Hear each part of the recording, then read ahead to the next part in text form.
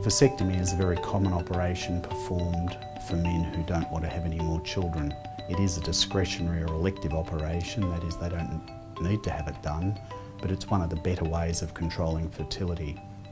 The other choices are for their partner to have her fallopian tubes tied or to remain on contraceptive agents long term. But I think when a couple have decided they don't want any more children and they're as certain as they can be, vasectomy is a great way to have no ongoing fertility issues. A lot of men ask about the timing of vasectomy, and I think that's different for different men, but I certainly like them to be as certain as possible that they and their partner don't want more children. I want them to have not made a decision too much on the spur of the moment, to have thought about it and got some advice on it before they go ahead.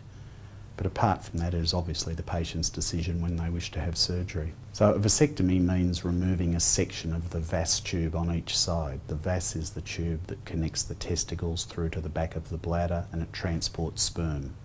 So what a vasectomy involves is removing a section of that tube so that the sperm can no longer get to the outside world. A vasectomy does not interfere with sexual function, it does not interfere with ejaculation.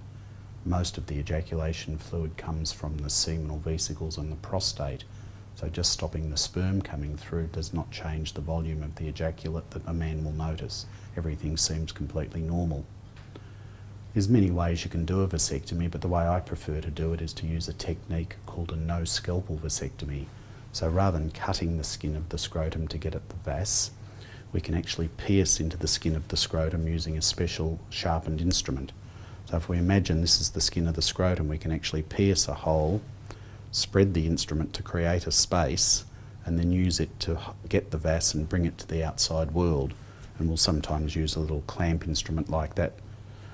Once we've got the vas to the outside world through a very small little hole we've created, we can divide it, diathermy the ends of it, put a suture around each end and drop them back into the body.